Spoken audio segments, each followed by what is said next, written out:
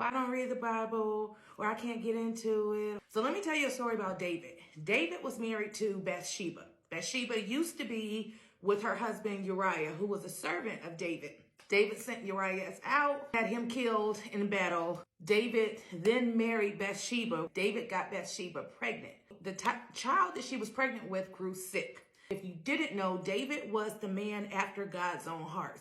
Although he was a man after God's own heart, David still had some issues. David still did things that weren't necessarily pleasing to the Lord. David fasted. David was mourning. David was grieving. He was praying and begging and begging and begging God to not let this child die, for God to intercede, for God to intervene, for God to come through, for his child to live, for his child to get better. God didn't come through because of some of the things that David had done. Although God forgives all sins, but that doesn't mean there won't be consequences to what you've done. God did not save this child. This child actually died. This baby actually died. Instead of David getting in his feelings towards God, instead of David saying, I'm not serving God anymore, I'm angry with God, he stayed in a posture of, when he got the news that this child died, like he stopped mourning, he stopped grieving. He got up, cleansed, washed himself, put on lotions, and like went on about his day. We'll make it sound better. What do you do when God says no? I know I went through a season, y'all, that lasted 2.5 of those 4 years. That whole season was like a no season for me. God just said no on everything. Like, well, I've been praying for this and I'm believing for God for this and I'm standing for this. But, what do you do when God says no? Sometimes his answer is no. Sometimes it's no for this season. And sometimes it's no forever. Now that I've crossed over into my promised land, a lot of the things that God took away from me that I thought was no forever, he's now presenting them back. He's now giving them back. During that time of him telling me no, it strengthened me. It grew me up. It tested me. It tested my faith. It tested my loyalty. It tested my heart posture. Like God is checking to see, are you going to keep me in your feelings when I don't answer when you think you're ready for me to answer?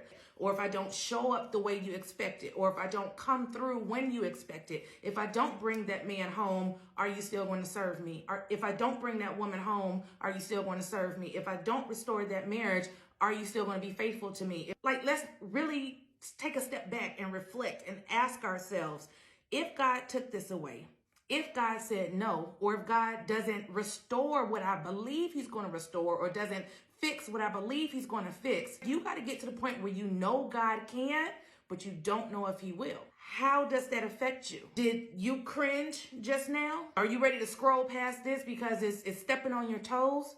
The things that I thought that God had stripped away and just wasn't giving back, I was content with that because I realized everything that I was seeking and everything that I was trying and everything that I was desiring, everything that I needed was in the Lord. And someone who's used to making 5 figures in a week and 5 figures in a few hours, that was hard for me. Like, Lord, I don't care if you take that away. I don't care if you do this. I don't care if you do that. Like, I care that I'm in your presence. I care that I'm in your will. I care that I have you. Lord, don't take your spirit away. That's what I had to learn how to do. At the end of the day, if God says no, he's still good. If God doesn't fix it, he's still good. If God doesn't restore it, he's still good. If God says something and still didn't do it when you thought he was going to do it, the way you thought he was going to do it, who you thought he was going to do it with, at the end of the day, God is still good. I want you guys to know what's not sexy, what's not popular, what's not trending, what's not going to get a lot of likes, what's not going to get a lot of reshares, what's not going to get a lot of follows, but it's still truth. It's still God.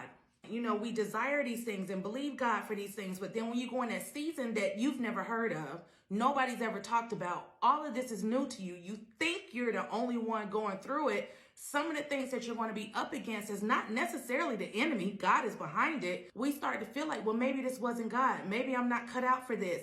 I should just go back to my sinful ways and my worldly ways because it was better off before I told God yes. Oh, that was a time I fought with that. It was like, God, before I told you yes, life was good. Life was great. At least I thought it was. I've learned that anytime I misdiagnosed a season or misunderstood a season or misinterpreted what God said or what I thought he said or what I thought he meant. Thank you, Holy Spirit. I know I heard him right, but maybe I didn't discern him right. Maybe I didn't stay at his feet long enough for him to keep finished speaking. We got up with the instructions he gave us, and then we don't see the outcome or manifestation of what he promised us. Then we come back to God like, you told me to do this. You told me to do this. This doesn't look like this. This man ain't acting right. This woman ain't acting right. This wife that you gave me, she ate the apple. Regardless of where you are in your walk with God, there's always something to learn. There's always something new to know.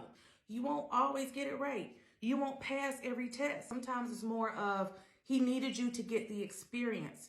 Because I want you to understand the experience that you have now gives you language. Now that you have language, you have revelation. Now that you have revelation, you have a testimony. Now that you have a testimony, there's hope for somebody behind you. There's hope for somebody coming after you. You know what it was like when God told you no. You know what it was like when you prayed to God and fasted to God to believe for that baby to live and God said no. You know what it was like to reap the consequences of your actions. You know what it was like for God to be silent. You knew what all of that was like, but God was still good in spite of your feelings being hurt. That right there is a part of your purpose. So many people, what have I been called to do? What have I been assigned to do? One of the first things I want to ask, where have you been attacked? Because wherever you've been attacked, and I mean, we get hit always, but wherever your biggest attack was, your biggest breakdown was, your biggest crushing, whatever threw you at the Lord's feet, 9 times out of 10, even when I do these calls, like my coaching calls, these one-on-one calls, a lot of times I can tell your purpose is attached to that. Sometimes you will be in a season of the Lord telling you no. That season felt like God was just throwing me monkey wrenches every which way I turned. Nope, you can't do this. Nope, you can't go there. Nope, I'm not making you feel better in this situation. Nope, I'm not coming through on this. It's easy to say, I trust the Lord and I lay at his feet and I'm going to do this and I will always serve the Lord, Peter. Lord, I will never deny you. Sometimes God is not speaking because we're not being honest with him. Sometimes God is not revealing because we're not being true with him. We're coming to him in prayer and in a posture with a mask on. God knows in your heart you're really bitter about the situation. You got to show all of that to God. He already knows it. So why come to him like y'all best friends? But you mad at your best friend, but you won't tell him. You're upset with your best friend, but you won't tell him. You feeling some type of way about your best friend, but you won't tell him. Do you feel that conviction? Is your heart getting hot? Do you feel like heat on the inside? That's the Holy Spirit right now. But guess what? Even feeling that too is okay.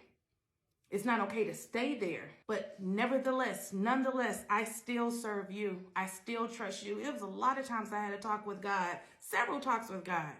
God, I don't like this, but I ain't going nowhere. God, I'm feeling some type of way, but I ain't going nowhere. God, now that one right there, that one made me mad, but I ain't going nowhere. Everything that I needed, I could get from him. Everything that God can do. But there are many things that God chooses not to do. God came and blessed David tremendously after that. But that baby that he had with Bathsheba and the ways that he got that wife, when that wife wasn't his wife first because it was somebody else's wife. David was the counterfeit. David was the third party. And just because you did this, you think the Lord's going to bless it. But look at how, even with what they did, thank you, Holy Spirit. Look at how David was well known in the Bible. Look at how he was categorized and characterized as the man after God's own heart.